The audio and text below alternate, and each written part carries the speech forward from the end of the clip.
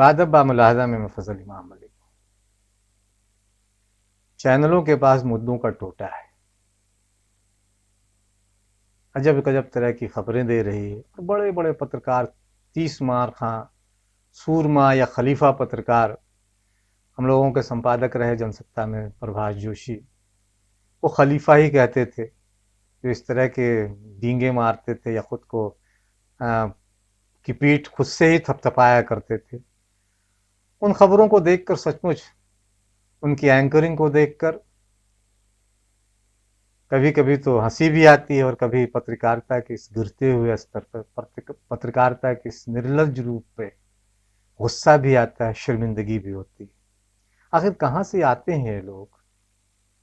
ये national news channel कहते हैं खुद को, राष्ट्रीय चैनल है, और उसके एंकर हैं रजत शर्मा, बड़े पत्रकार खुद को कहते हैं, सरकार से बहुत अच्छे संबंध हैं, और कहा जाता है कि एबीवीपी से भी इनका ताल्लुक रहा। वो तो उनकी राजनीतिक विचारधारा कुछ भी हो सकती है, लेकिन पत्रकारिता इनसे परे होती है। पत्रकारिता बाथरूम या चारपाई या बेडरूम की खबरें नहीं देता है। लेकिन रजत शर्मा ये क्या कर रहे हैं? इतनी महत्वपूर्ण खबर को और किस तरह वो सुना रहे हैं। और सचमुच किसी ने ट्वीट करके कहा कि अगर इतनी महत्वपूर्ण खबर को नॉर्मल होकर सुना रहा है, अगर ये महत्वपूर्ण खबर न मिलती तो संभवतः 130 करोड़ देशवासियों का खाना हजम नहीं होता। धन है, और हैशटैग उसने लिखा है दलाल मीडिया। सचमुच पत्रकार होने पर शर्मिंदगी होने लगी।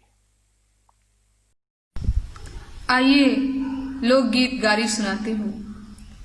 अरे आईते चुनाव देखने ताजी प्यारे लुटावेले, आईते चुनाव देखने ताजी प्यारे लुटावेले, भोली जनता के चूना लगावेले, भोली जनता के चूना लगावेले।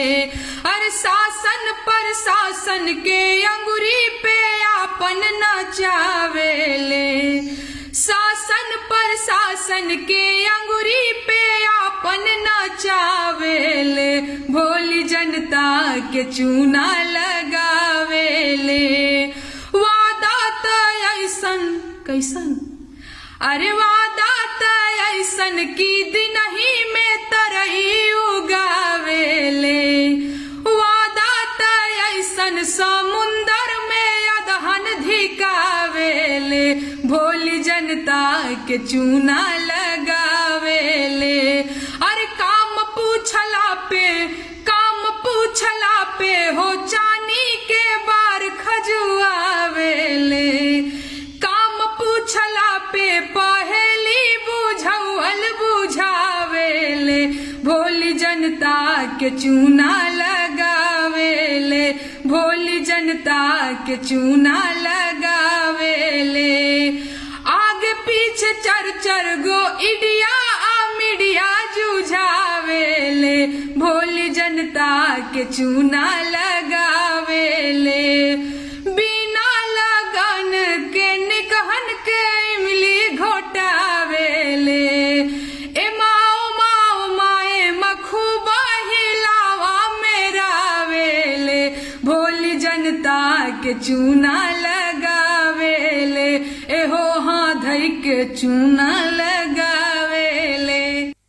रिया चक्रवर्ती मनाली लौट गई हैं, और ड्रग्स को लेकर पूरे देश में एक अलग तरह का माहौल है। एक अभिनेता भोजपुरी सिनेमा से जुड़े हुए, वो सांसद बन गए। उन्होंने संसद में कई तरह के सवाल उठाए फिल्म दुनिया को लेकर। हालांकि वो उसी दुनिया से आते हैं, और मेरे कई अजीज मित्र हैं, इसमें भोजपुरी के निर्देशक किरण कांत वर्मा है। उन्होंने जो कुछ बातें भी कही हैं उस अभिनेता को लेकर, और अब जब वो संसद में ड्रग्स को लेकर कुछ बातें करते हैं तो सचमुच हंसी भी आती है, और सियासत के इस चेहरे पे घिन भी आती है।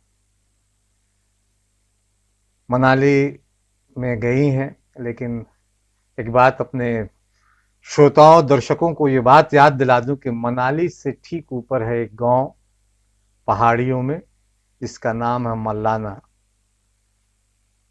और यहाँ की चरस, इस गांव की चरस दुनिया में सर्वश्रेष्ठ मानी जाती है। जो लोग भूल गए थे या जो लोग नहीं जानते हैं मल्लाना के बारे में, मलानी से बहुत नज़दीक है। मैं इसे कंगना रनौत से लेके कोई रिश्ता नहीं जोड़ रहा हूँ, लेकिन कंगना रनौत को याद ज़रूर दिला रहा हूँ कि जिस मनाली में वो रहती हैं और जिस मुंबई में ड्रग्स की बात करती हैं, उनके ठीक बगल में मल्लाना गांव है, जहाँ की चरस बहुत मशहूर है। उसे विश्व प्रसिद्ध चरस वहाँ का माना जाता है। और एक बहुत पुरानी कहावत है कि जिसने न चखी गांजे की कली, ऐसे भगत से तो भक्तिन भली।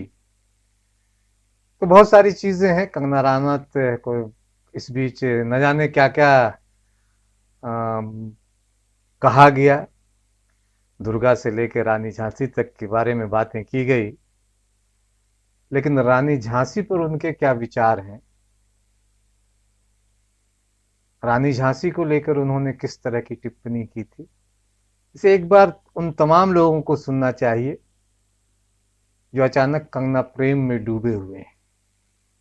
For you also it would have been a नहीं, मेरे लिए तो क्या बेनिफिट करेगा। आई एम ऑलरेडी मुझे 3-4 राष्ट्रीय पुरस्कार मिल चुके हैं। I am at the age of 31, I am a film maker. मुझे तो ये लोग क्या प्रमोट करेंगे, तो खुद को ही प्रमोट कर ले, बहुत बड़ी बात है। लेकिन जो रानी ऑफ झांसी है वो क्या मेरी चाची है?